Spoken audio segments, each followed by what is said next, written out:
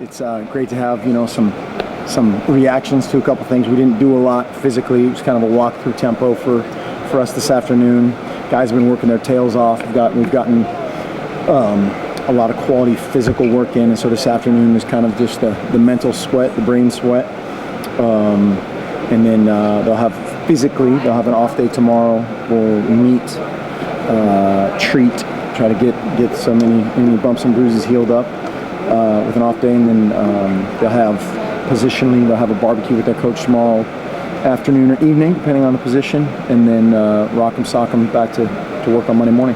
Was Vernon able to do any snaps out there today, or? Sure. Yeah, he was out there. For the most part, did a for a guy that's been here for however many hours, 48 hours. He did a good job. What have you seen out of him so far in these 3 practices? Yeah, I mean it's hard. You can tell he's got a lot of ability and just trying to figure things out. And so I think probably he's studied, he's competitive, and then the other good part is that everybody else is too. And so it's been a very highly competitive situation, which is great for everybody. How have you seen Jeff and the other quarterbacks react with Vernon finally on the field? Jeff had his best practice of probably spring and fall camp yesterday. And so I think that says a lot about him, and again, a lot about competition. And so that is what makes it fun. Had a few drops here and there, particularly Jeff, and I'm going to lose my mind here, either Travis or Morgan, who are both improving. And so again, competition is great. Big pick. Is Ty Griffin now especially just defense? Or? Ty wanted to move to corner, which I think is a great move for him. I think just his skill set to try to get him out there and cut him loose in special teams a little bit and see what he could do. That would be his fastest path to the field, and I think to help us out, that would be a great thing if that could happen. Big picture, what's the number one thing that this team accomplished during week 1 of fall camp? I think we got in football shape in terms of how we want them to practice, and getting kind of the summer drops by the quarterbacks are always a little bit loose, and kind of the urgency, just the overall urgency of everybody from just a drill to drill, all those things kind of perspective is where we need it to be. Our tempo was really good this morning and yesterday. We're running around really well on defense, really like where our depth is headed. Just have to keep learning, keep improving, keep learning how to practice in some of their cases. But yeah, so far so good. Coach Pelham said the defense is further along than they've ever been at this stage of the season. Can you enunciate on that a little bit, or talk more? Yeah, I think there's enough veteran players, and then the young guys are up to speed in terms of scheme. I think we're way more advanced than we've ever been by probably a couple of days, which I know that doesn't sound like much to the average person, but that's you're probably talking a 20 to 25% increase just from a grasp standpoint. And that's for those young guys, it's so hard this time of year because they have a limited number of reps, and when they're in there, somebody screws up, and it's either a touchdown or a fumble, a sack fumble, and everybody's confused, and they just have to focus in on their job and improve. With Tyner out, it sounds like the guys fighting for his spot. It sounds like a good competition. How are those guys doing right now? Do you see that as is it one of the hottest competitions out there, or heated competitions? Yeah, I mean, we don't really break it down to that point yet. Sorry, I'm feeling my face there. We're in install mode. We're in experimentation mode, as we are every fall camp, with those young skill guys, the returning skill guys that maybe have added to their repertoire over the summer, and again, Malik Lovett, Kirk Merritt, Charles Nelson, Kenai Benoit, Taj Griffin. I'm going to forget somebody here. All those guys are competing like heck, and we'll get to a point probably the next practice where we're way over the top in terms of how much we're doing from a scheme standpoint, way more than we would do in a game plan situation, and that's where it gets hard for those guys. It just kind of builds up, but they just have to keep working and focused on. Let's talk about like crossing something off your list. Learn something and cross it off your list for forever. Although you're still just kind of in install period, has there been anybody that's kind of flashed in these first few days of pads that you're kind of like, whoa? Oh, there's been a ton of guys flashing. Yeah, a ton of guys. Every one of those guys that I just mentioned at some point has there's been a wow moment. Dwayne Stanford has been a rock, very, very consistent in his effort, in his leadership. Defensive line, Tui Talia. DeForest Buckner's it's really hard to block, and that's a great problem. He's playing really well and leading really well.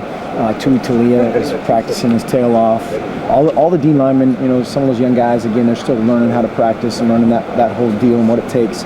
But they've done some really, really good things. Arion Springs, there's too many to mention. You mentioned that you were in experimental mode still. Was that going to remain the case right up until game week, or will you kind of shut things down maybe 2 weeks in and say, okay, this is what we can do and this is what we're going to focus on? Yeah, in general, probably about 10 days out from the openers when we kind of, went towards that just opponent true game plan type deal. But yeah, we want to make sure that we're not missing out on anybody's talents, or we want to force feed some guys to just see what they can take. Whether it's from a schematic standpoint or an execution standpoint, a knowledge standpoint. If you don't push the envelope now, you'll never know. And so we try to do that up front, and that will continue for the next week and a half, or whatever about half that is. Do you have just kind of a breakout of how much is successful and how much is not when you experiment? I mean, like 30% works, and that's what's impossible to say. Yeah. I mean, when you've got 10 guys executing and a freshman, O-lineman is getting smoked by DeForest Buckner, it doesn't work. It doesn't matter what you're trying to do.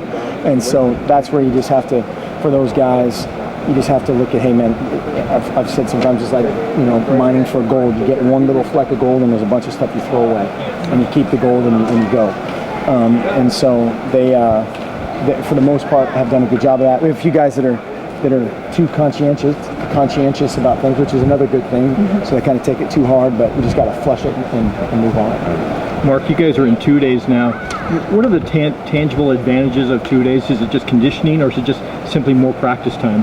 Well, it depends. I think it depends on your team and what they need. We had a little deal yesterday just in terms of our intensity and how we finished of we might not have any true 2 days if we can maintain our intensity and our execution, our urgency, communication, all the things that I think, of 2 days you're trying to get in shape, obviously, but at the end of the day, you got to be tough and you got to be disciplined. And if that doesn't happen with one practice and a walkthrough, then it'll happen with two. Can you see the conditioning workout sessions paying off now? Yeah. There's always, that first practice or two back, guys are huffing and puffing, and they're not used to just the between reps or just the anxiety that happens of having to be out there and it's on film. You're doing something for the first time. All those things that kind of go into that. But for the most part, we're in really good shape, and we'll get in better shape. Not to get too far away from this team, but did you catch Marcus yesterday? I saw a little bit of it. Of course, I saw the great, now it's a quarterback controversy, which is hilarious. But yeah, I know he'll take the blame for both those, and they certainly weren't both his fault, but he'll take the blame and they'll move forward. What are some things Vernon can check off his list next week? What you guys need to check things off their list? Well, for him, the faster a guy like that, and it's all our young guys, is they're still doing the double translation of, okay, we call it whatever, River, and they call it Omaha. And so it's like, okay, that's like Omaha, that's okay. And the faster that they can eliminate that little deal, the faster they can play. And, you see, again, Kirk Merritt, all those O-linemen, all those guys doing it. Malik's done a really good job of it. Charles last year did a tremendous job of it. But if you're going to play early, just that ability to kind of be a translator is a big deal. Sometimes we get caught up in the true freshmen. What are your thoughts on the guys that redshirted last year and now competing for playing time? Oh man, now you're going to make me do some. You have names? Jokes, Nacho. Yeah, Jalen Jokes is practicing his rear off and looks excellent.